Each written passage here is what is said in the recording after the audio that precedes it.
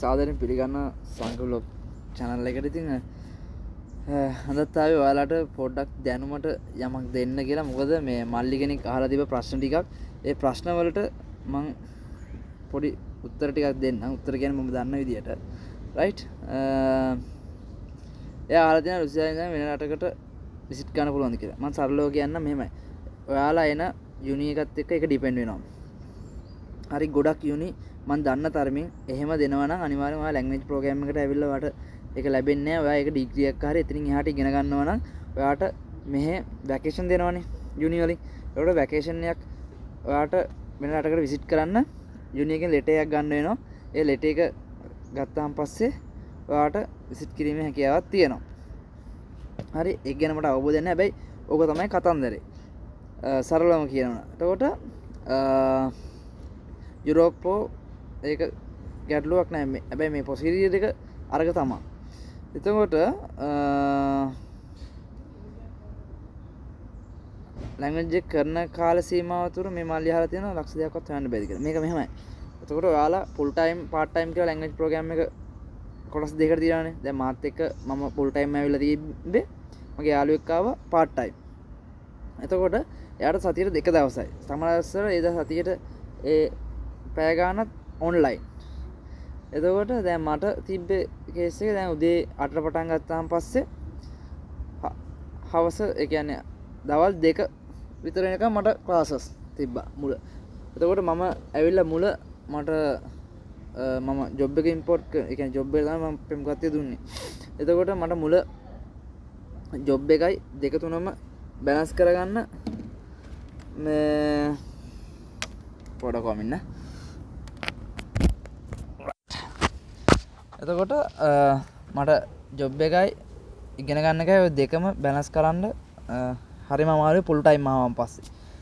මොකද මම මගේ අත්දැකීමක් ෂෙයා කරන්නම්. එතකොට මම ඇවිල්ලා මුල් ටිකේ මම ගියා ක්ලාසස් ගිහිල්ලා පස්සේ මම ක්ලාස් අඩුවෙන් ගියේ.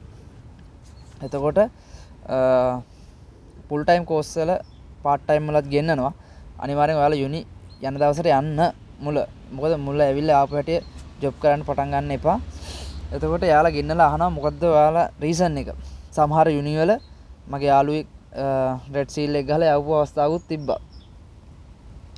හරි එතකොට අනිවාර්යෙන් ලැන්ග්වේජ් එක ආවනම්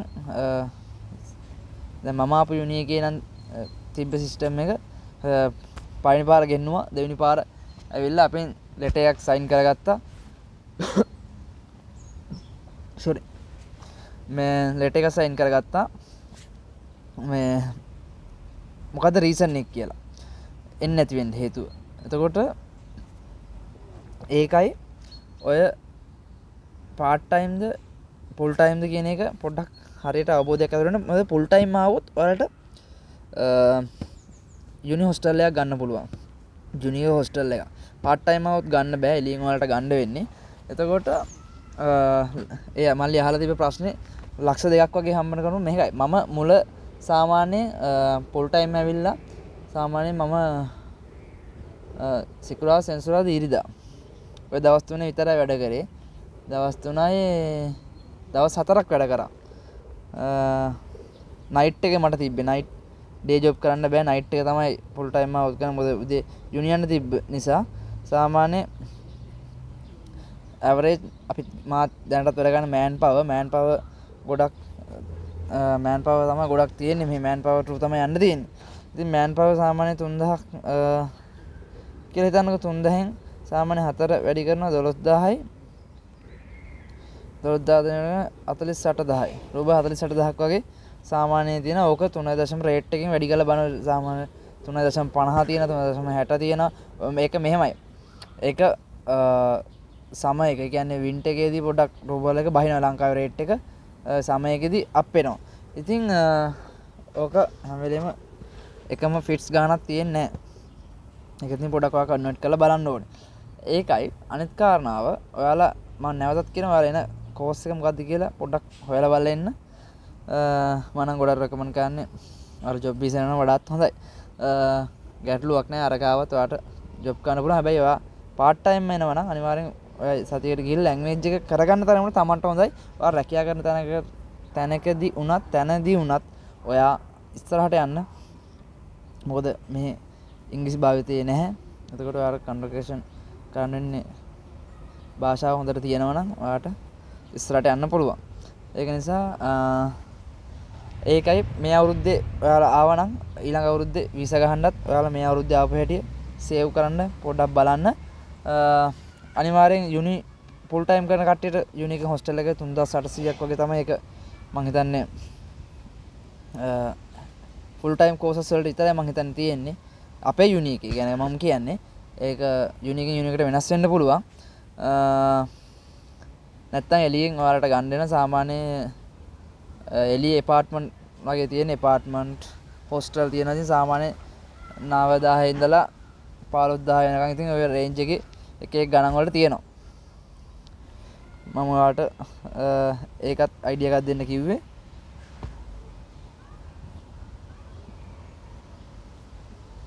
ඔව් ඒ මල්ලි අහලා තියෙනවා පැය 12 ඉඳලා පැය 12යි සමහර වෙලාවට පැය 13 වැඩ කරන අවස්ථාවක් තියෙනවා. සමහර ඔයාලා අවස්ථා තියෙනවා. ඉතින් ඔයාලා ඩේ ඇන්ඩ් නයිට් කරන අවස්ථාවක් තියෙනවා සමහර රෙස්ටුරන්ට් වල. ඒක Tamanට කැපැසිටිය අනුව තමයි. ඉතින් ඔයාලට ඩේ ඇන්ඩ් නයිට් කරන්න පුළුවන් නම් ඩේ ඇන්ඩ් නයිට් කරන්න පුළුවන්. ඒක ප්‍රශ්නයක් නැහැ.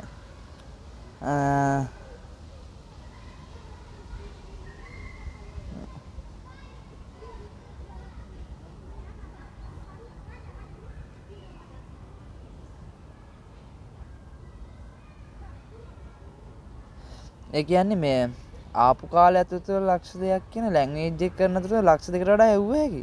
සාමාන්‍ය ඇවරේජ් මාසෙට 1.90ක් 1.70ක් 1.60ක් ඒ රේන්ජ් එකේ පැහැදිලිවම ගන්න පුළුවන්. ඒක ඉතින් මෙහෙ කන බොන ඒවා ටික අපි හදාගන්න එපා. ඒකට ඉතින් වීදමක් යනවා කොස්ට් එකක්. ඒ ඉතින් ලොකු කොස්ට් එකක් යන්නේ නැහැ. කොස්ට් ඔෆ් ලිවින් එක අඩුයි මෙහෙ.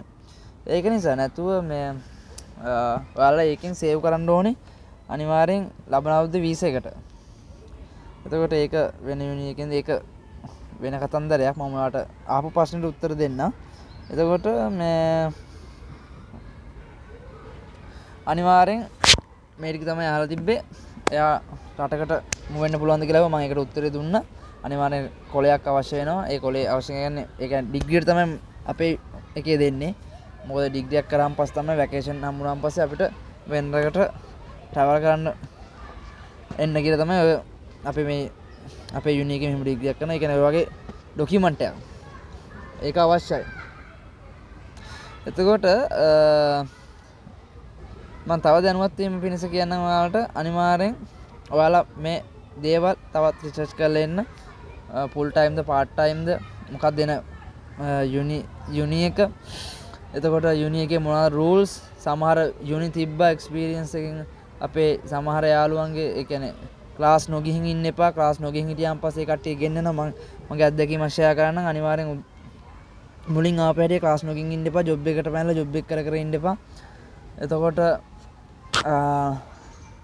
ජොබ් එකට ගිහිල්ලා පාර්ට් ටයිම් නම් ගැටලුවක් නැහැ. ඒක සතියේ එක දවසයිනේ. ෆුල් ටයිම් නම් අනිවාර්යෙන් මුල් ටිකේ යන්න යුනි. අනිවාර්යෙන් යුනි එකෙන් ගෙන්නලා අහනවා මොකද කියලා. පොඩ්ඩක් එන කට්ටියත් එක්ක යුනි එකේ සිටුේෂන් එක අහන්න. ක්ලාස් නොගියොත් මොන වගේ සිටුේෂන් එකක් දෙන්නේ. ඒතකොට යුනි එකෙන් යුනි එක වෙනස්. මම නම් කියන්නේ අනිවාර්යෙන් යුනි ගිහිල්ලා ලැන්ග්වේජ් එක හදා ගන්න තරමට ඔයාලට ඒක මාර ඇඩ්වාන්ටේජ් එකක් මෙහි. එතකොට ඊට අමතරව මම තව දෙයක් කියනවා.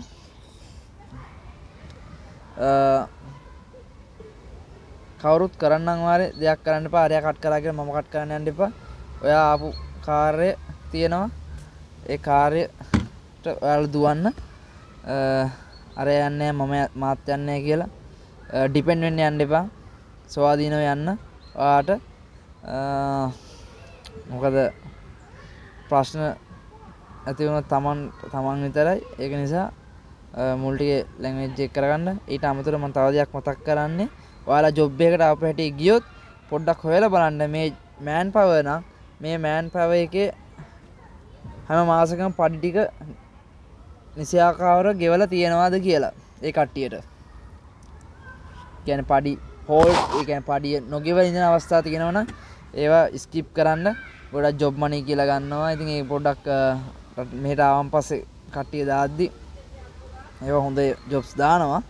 හැබැයි බැරි වෙලාවත් ඔයාලා ගියහම පස්සේ පොඩ්ඩක් ඒක තෙක්ුණොත් පොඩ්ඩක් ඒක ගැන දෙපාරක් හිතන්න. මොකද මගේ යාළුවෝ එහෙම පොලු කෑවා. මාස 1-2 වැඩ කරපු කට්ටියට පඩිය හම්බුන්නේ නැහැ පොලු තියලා.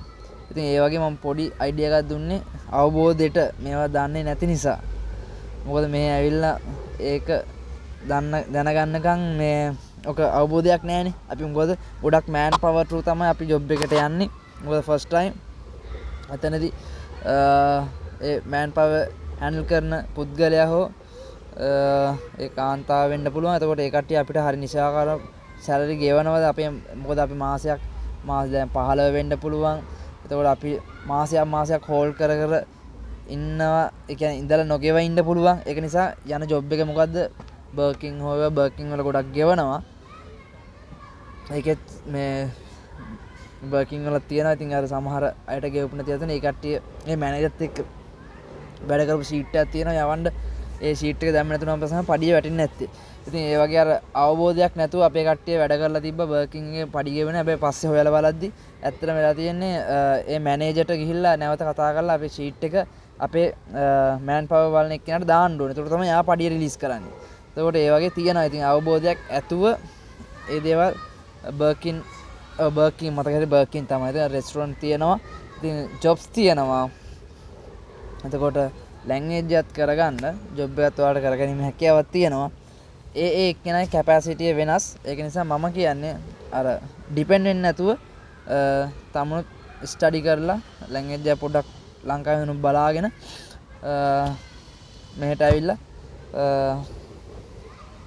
මැච් එකක් ගන්න පුළුවන්. ඉතින් ජොබ් එකට ඉම්පෝට් එක දීලා ඔයාලා මෙහෙනවා නම් මම තවත් ඔයාලට රෙකමන්ඩ් කරන්නේ ඔයාලට එන්න පුළුවන් නම් ජොබ් වේකන්සි තවත් හොඳයි.